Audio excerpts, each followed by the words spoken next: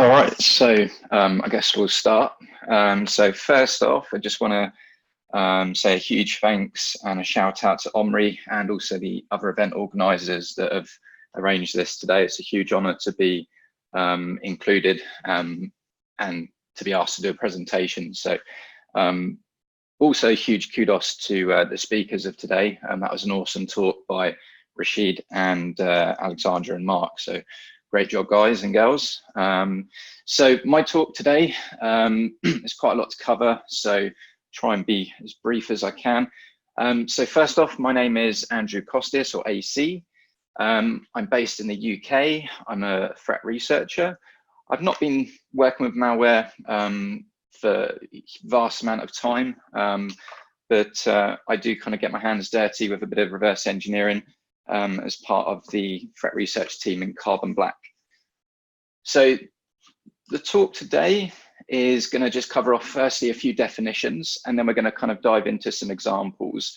So first off, I just want to cover off what a LOLBin is. So for those that don't know, a LOLBin is kind of an acronym for living off the land binaries. So these are effectively native operating system files that come preloaded with your favorite operating systems.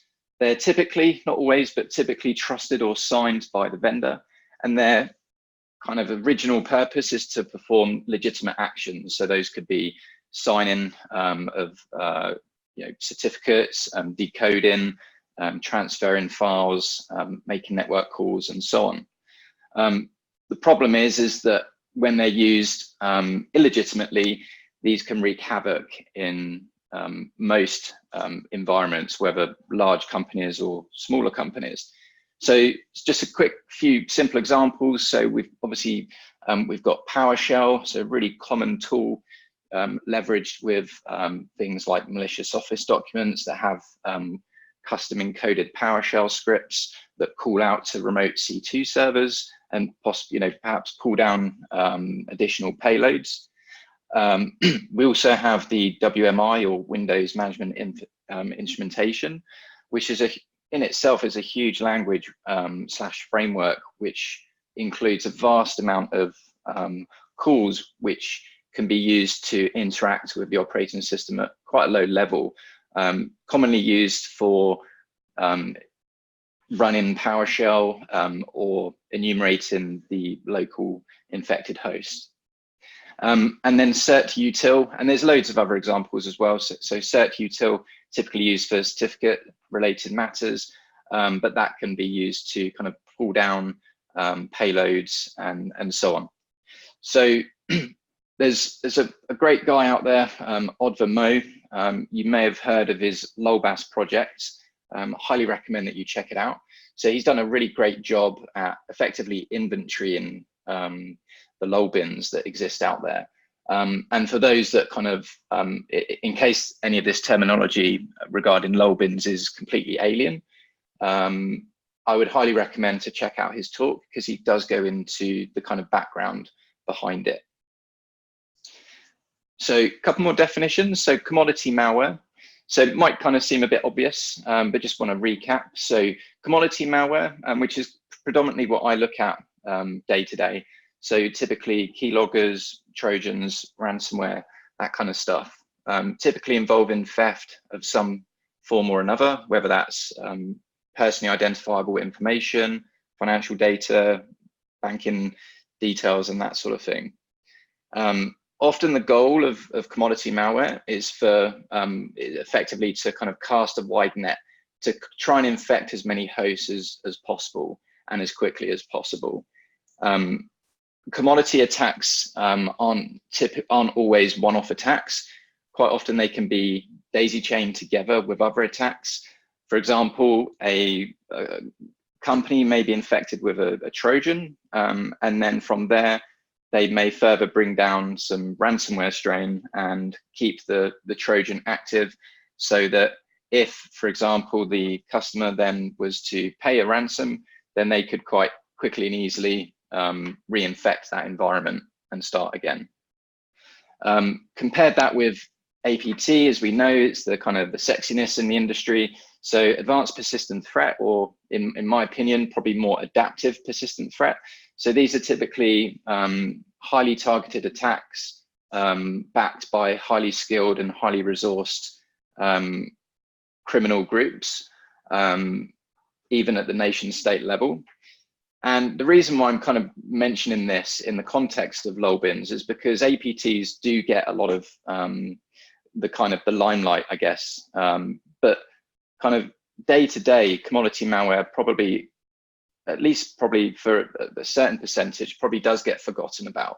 And as Rashid mentioned with Emotet, and Mark and Alexandra mentioned about Ursnif and so on, these campaigns are still evolving, and some of them at quite rapid rates that are using effectively very similar technical capabilities, which probably do overlap somewhat with certain APTs and threat actors out there. So just wanted to, so this was a tweet that was sent out back towards the start of the year. And I think it really kind of brings this point home. So if you want a playbook for how to defend your network against infection and lateral movement by a sophisticated attacker, detect and defend against Emotet. So as, not to kind of cover off too much of what Rashid mentioned in his talk, but Jessica really brings home that key point that commodity malware is very much here to stay, and as techniques become more and more involved and more advanced with more sophisticated obfuscation and encoding and that kind of stuff, commodity is certainly not to be ignored. So that kind of brings me on to the definitions that surround MITRE. So MITRE is it's a not-for-profit organization. They've actually been in business since 1958, which I was actually surprised because probably like a lot of you, for those that have heard of MITRE, I kind of assumed that they'd only been around for maybe 10 years or so, but no, they've got quite a rich history. They provide all sorts of vital defense, aviation and intelligence for projects all over the globe for different continents. And they've worked on some really key projects, not even just in the cybersecurity space. I mean, yes, they have built the CVE repository. They've worked on things like the Y2K bug, but also physical viruses in the physical world in terms of the medical Ebola virus and obviously the NIST project as well. So they've got a very good kind of rich proven track record of what they do. Which leads me to the MITRE ATT&CK. So this is effectively a knowledge base. So this is almost like a blueprint that contains a mapping of the adversary tactics, techniques and procedures, or TTPs, that have been observed in real world attacks. And we'll kind of talk about the usefulness of this. But fundamentally, the main reason or one of the main reasons why you should be aware, and if you haven't heard of this at all, you should certainly check it out, is just because, as mentioned by Rashid, Emotet has rapidly changing C2s, IP addresses are changing rapidly, self-propagating. So it's not, IOCs aren't always that easy, and because they evolve and they change very quickly over time, they have effectively a very low TTL from a threat detection and prevention context. So the idea with the ATT&CK framework was to kind of abstract at a higher level, kind of a level above, if you like, IOCs, by looking at the behaviors that surround the usages of the IOCs and other factors as well. So obviously the framework is free. So it's on the MITRE ATT&CK website, or rather the ATT&CK framework is on the MITRE website. And it's not just for detection. Obviously, it can be really useful for threat intelligence and mapping malware campaigns, whether it's APT or commodity, but also for pen testing, red team engagements, and just generally looking at risk and how to measure risk in your environments. And just a real quick example, so I can't obviously take the credit for this. This is an image taken from the MITRE's website. So this is just a quick example looking at the different columns and the different rows as cells. So each column represents the goal of or the tactic of the attacker. And then each cell beneath that column represents the techniques used. So this is just one of many examples. And if we just look at, say, under the defense evasion column, we've got modified registry is highlighted in green, which indicates that both APT28 and DPANDA leveraging those particular techniques. And so that brings me on to the actual examples. So it's kind of broken into 3 sections. So we're going to talk about some malware examples, then move on to some ransomware examples, and then just talk real quick about one particular Mac example. So starting off with Nanocore. So Nanocore has been around for a few years. One particular sample that I looked at earlier in the year made use of quite a known, quite commonly used Microsoft Office vulnerability. So it's the known vulnerability in the equation editor. And the P file was actually found to be compiled with the AutoHotkey software. So this is a third-party software which has a compiler feature. And AutoHotkey is traditionally used for things like aimbots or kind of automatic mouse movement type functionality, as well as other legitimate uses. This was kind of interesting, not just in the sense that AutoHotkey was kind of being used to kind of masquerade the real payload, but it was using a particular lolbin, which is the RegASM tool. So why is that interesting? So RegASM is the Microsoft Assembly Registration tool. So this is commonly used to compile, .NET PE files of sorts. So the RegASM was actually used here as part of the attack to effectively merge and then compile 2 parts of the PE file from 2 base64 strings. And the snippet shown there is just actually the raw scripts that was contained in the AutoHotkey embedded file. So then we move on to Ursnif, or GOSI, whatever you want to call it.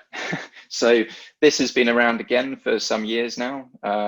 So the original source code was kind of leaked, and that kind of led to this kind of different naming conventions. I kind of refer to it personally as Ursnif these days, but whatever, floats your boat. So Ursnif is kind of, can be a bit of a headache as well. It's been known to have rapidly changing C2 server environment. And typically they're using things like DuckDNS, hosting the C2 on AWS. So it's kind of, again, quite hard to keep track of this commodity malware strain. And typical infection involves things like VBA macro, PowerShell code, which then goes and pulls down further payloads. So some more lolbins here. So RunDLL32 was found to be in use, which calls shell execute. So this is not typical behavior for loading a PowerShell script for legitimate use. So this could kind of indicate that perhaps there may be some legitimate usage to a certain degree, but most likely not. However, these shell execute type commands with when used with RunDLL32 can often indicate frameworks such as PowerShell Empire and Cobalt Strikes, which, although are used for legitimate red teaming, quite possibly are still used illegitimately for the backdoor aspect of this particular malware. And then some more lolbins. So CSC, which is the C# compiler lolbin, again, ships with most flavors of Windows. This was used to effectively compile using .cmd line files and then write out further payloads into the user's temp directory. We also have CVTres, which is the Windows resource to object converter. So again, all of these files are signed, but again, unusual activity because thinking about your users, or in a general context, if it wouldn't be impossible for, say, a software developer to compile something in their temp directory, but more than likely they'll have their own folder structure, under My Documents or somewhere kind of meaningful. So looking at these MITRE ATT&CK IDs highlighted in blue, which I've got to point out earlier, kind of brings home this whole idea of the behaviors and the types of tactics and techniques. So these are effectively used for defense, evasion, and execution. And these kind of include tools such as CSC, RegASM, CVTres.exe, which are effectively all developer type tools used to compile typically payloads after the first stage has been delivered. Then we move on to TrickBot, which at least for the last probably 6 months, maybe a bit less, seems to have kind of replaced Emotet for TopSpot, or at least up until this week. But it's been actively developed and evolving throughout most of this year.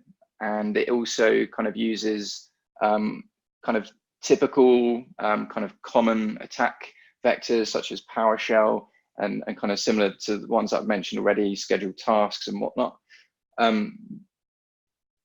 This particular variant, which had a bunch of different PowerShell commands, which was really kind of determined to disable Windows Defender, because it certainly contained the largest list of PowerShell commands to disable through the command prompt. But again, typical defense evasion tactics, which are mentioned on the MITRE ATT&CK framework.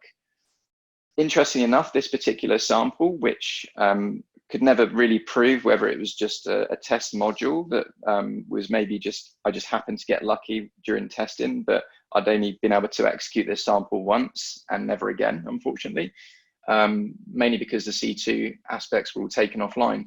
But this particular sample of TrickBot was actually using ESENT-util to effectively do credential dumping and play with the Microsoft ESC Jet database, which again is very integral to the Windows operating system, as well as the fact that it was using some fairly common enumeration commands, which are typically used by network administrators, ipconfig, netview, and maybe lesser known commands such as nltest and different variations of those.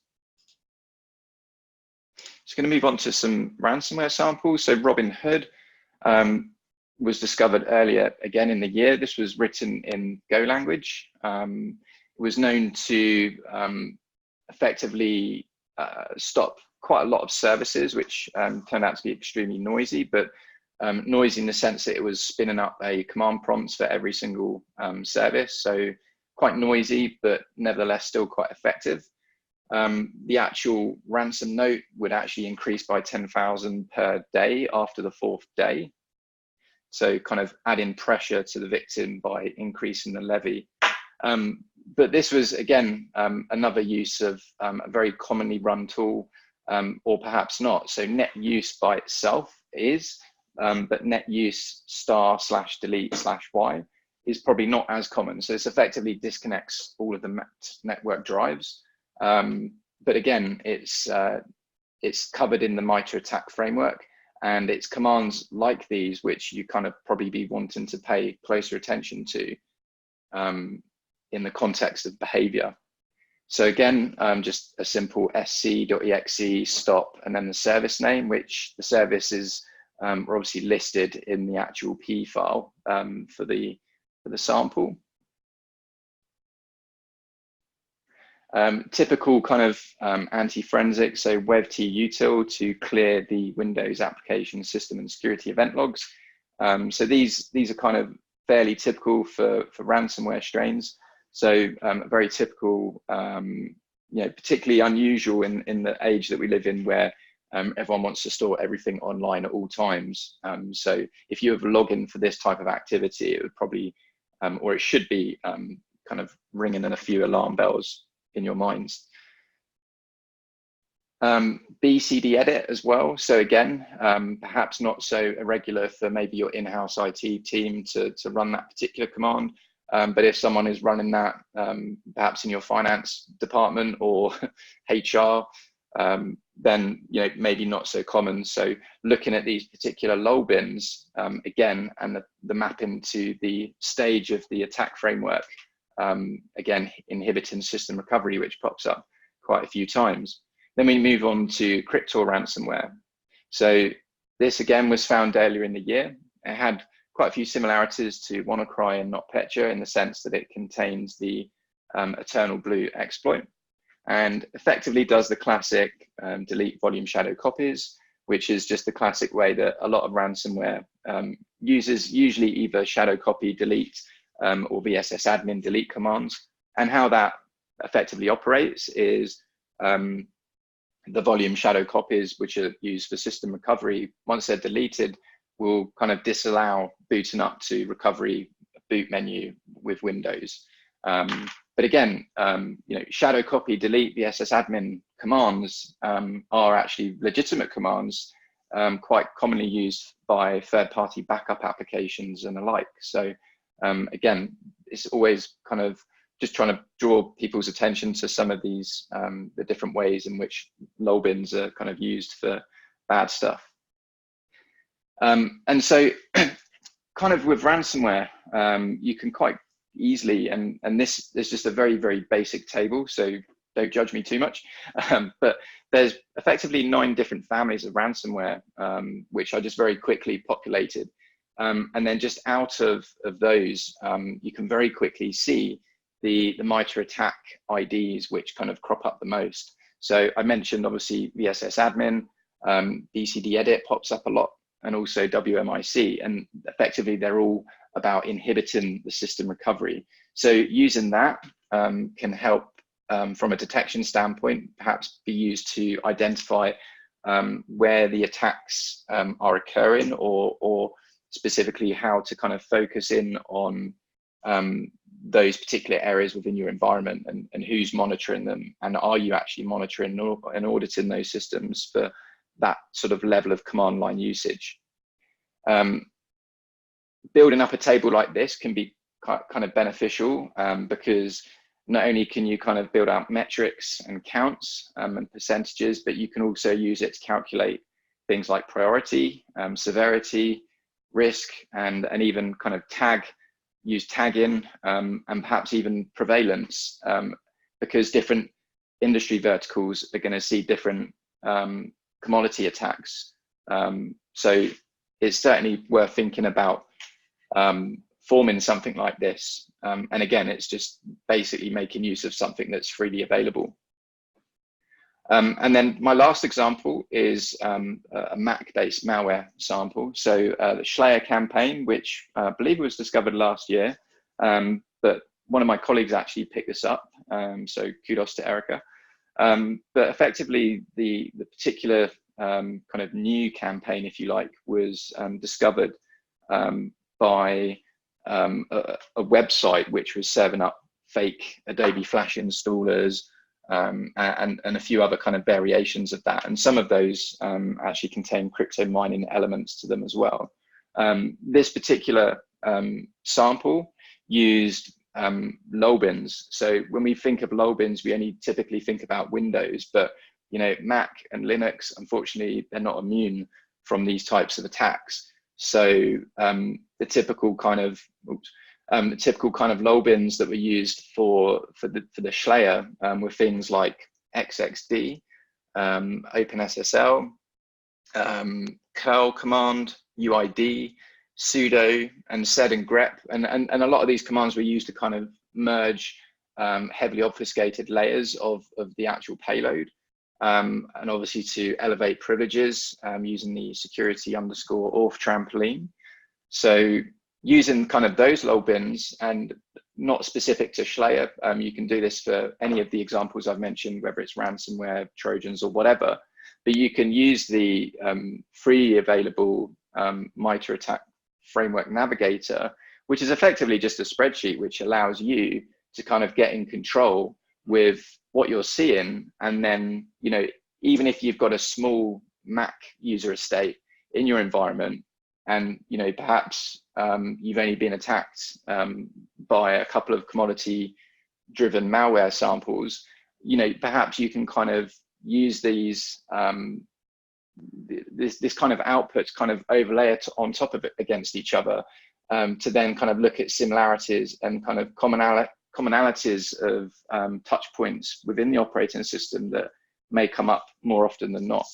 And that's just a good way to help visualize in that, whether you're red teaming or blue teaming, and even just building out threat intelligence, and just even as a malware researcher, just being able to have that kind of knowledge and visibility into the behaviors and the interaction with the lol bins. And I think that concludes my talk. So thank you everyone for listening. Sorry for saying loads of times, and I will pass over to the next person without trying to cut anyone off.